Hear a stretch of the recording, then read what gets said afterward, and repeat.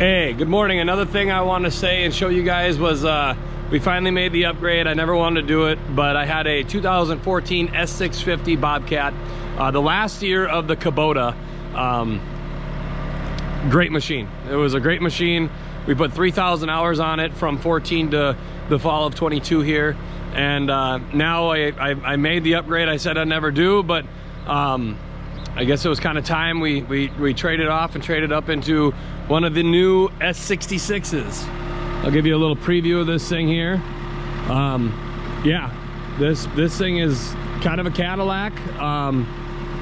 Same thing, I went with the joysticks and the pedals. I'm just used to that. I can run it with my eyes closed, super smooth. But yeah, same thing. S66 is the same version as the S650. It's just this skid steer has like a half a mile an hour slower and 200 pounds less lift capacity. It's just the same thing, just everything just barely tweaked down a tish. These are all cast iron on the front here. These moldings, they look a little different, but everything just beefed up in the front here. And the same thing with the back end here. Once you get to this arm, it's all cast iron molding. LED on everything. I really like, let me shut her down. 1 second here.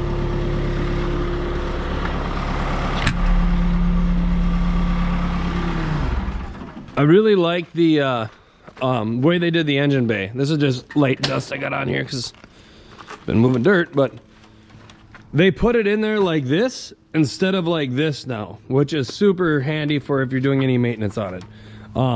Everything flips up and out. This here, the fan, it's got a reverser fan on it, so if I had two hands here, I should take that off anyway. You gonna watch, dog? So this comes off like this.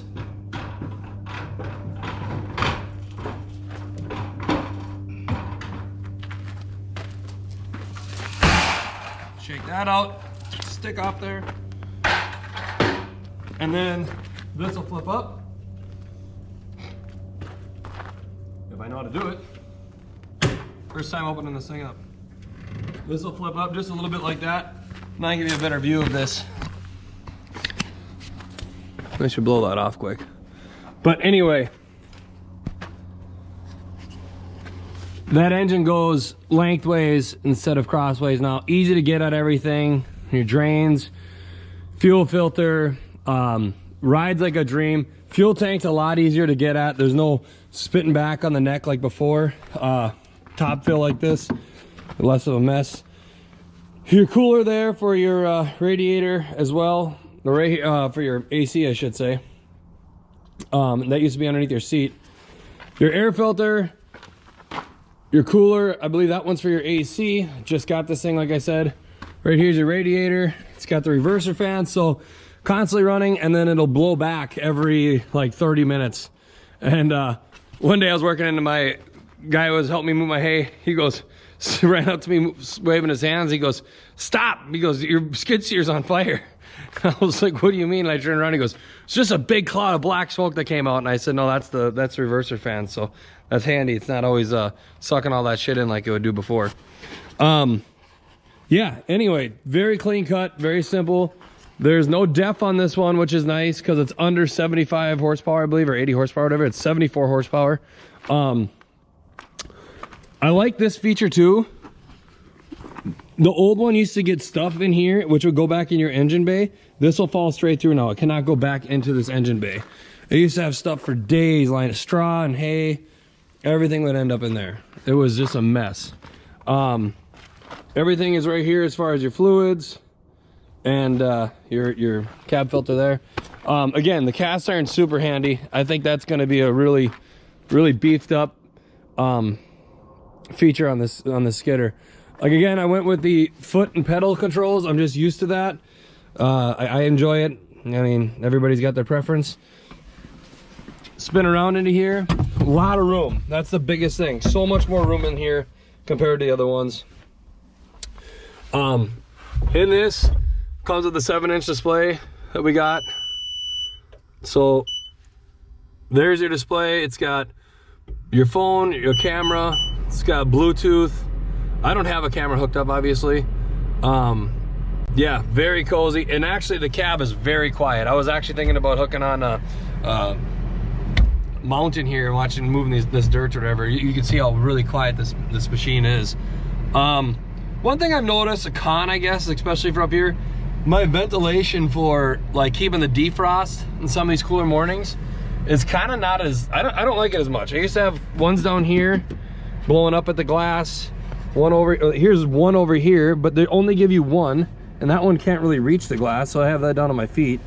But it does get a little foggy in here. Say if you're out working and you're building up some heat, you're getting sweaty or whatever, next thing you hop into here, it just foggy. It's everything glasses up, so glosses up on the glass. But yeah, that's the only con I'll say. You know, we're out moving calves around in the middle of February and March, and shaking barns, and you hop in this thing and you take off your gloves and your hat, and next thing you know, this whole thing is just a hot box. And I was surprised, even with these not very cold mornings so far, how gross it gets. So we're trying to figure out the defrost stuff on here, get that down to a science, adjusting all these vents. But yeah, I like it. It's got the float on it, obviously, reverser fan,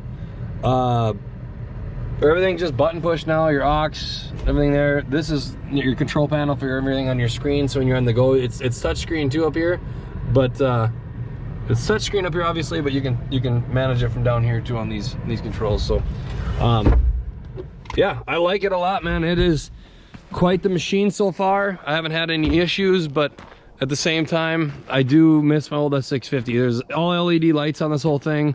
It's got the light package. Yeah, we will see if she holds up as nice and as long as the other one. No, I'll keep you posted on how this thing works out for us. I like it. It's kind of the workhorse of the farm. We've got two loader tractors, a small 110 horsepower loader tractor, then the big MXU 135. It's a larger frame tractor, 135 horse. Those will do, you know, the bale processor, the feed wagon. They both got front wheel assist, moving around the farm, all that stuff. So they'll do the bulk of the work, as far as, like, you know, feed wagon, bale processor, and, you know, getting through the mud and stuff like that. But this thing is always filling the feed wagon, moving the bales around. You know, when I got to carry a calf in, and it's you know, happenstance you got a calf out in the lot. One second here. All right, the other thing I wanted to show you, I was saying how the skid steer does basically the bulk of the work around the farm. Heck, I cleaned out this entire 120-foot pole barn here. It you know, puts fence in, it fills the feed wagon, moves all the hay for that matter. Any supplies, totes, anything like that, bale feeders, and I actually feed the bulk of the hay with the skid steer in the wintertime. That thing really just doesn't have any days off, whether it's an hour a day or a half hour a day or, you know, a 12-hour day in that thing. That's why we racked up so many hours in kind of a short amount of time. But anyway, the other thing we kind of upgraded, we had the Farmall 140A was the case tractor that we had. I kind of call it the lawn and garden tractor. It was a smaller frame tractor, you know, smaller pump, all that stuff. But it served its job. It ran the small square baler. It was a good tractor. Well, anyway, we did that. We had that tractor for 3 years. And when the extended warranty was up and it just crossed 1,200 hours, we decided to put it onto auction. And that tractor essentially is good time to get out of it, good time to flip and get into a different outfit here. And we went with the Massey. So here's the new Massey 5771. It's got that famous dyno transmission, the Dyna 4 transmission in it. So this is a handy little unit. I tell you what, really spacious cab in it. Let me get it on the other side here, out of the sun. The 941X loader on it. I mean, basically this tractor is just going to be on the feed wagon. It's got front wheel assist, which is nice. This tractor is brand new and we got a killer deal on it. Found it on an auction. The guy had it. I think he bought it for a tax write-off. he went ahead and sold it on the auction with 5 hours on it. This tractor is brand new. So we pulled it out of central Minnesota on a retirement auction, and yeah, I mean, it is clean as can be, just like it came out of the factory. But we just started using it. I did a little baling with it, as you can see in that one video of remaking some straw. Tag's still on the seat even. But yes, lots of visibility in this thing. Nice open cab, easy shifting. It's a nice tractor. This tractor will run the feed wagon this year, and I think that's about it. So the nice thing about these tractors is you fit in these pole barns nice. There's plenty of clearance. Even once we start getting the manure built up, there'll be plenty of clearance in here. Yeah, you know, it's only 110 horsepower tractor, but with that being said, that's about all you need. I mean, it's running a feed wagon. You know, you can go ahead and move around a bale at a time with the spear. You know, it doesn't have the big pump or the heavy front end, so you can't, you know, lift 1,500 bales at a time.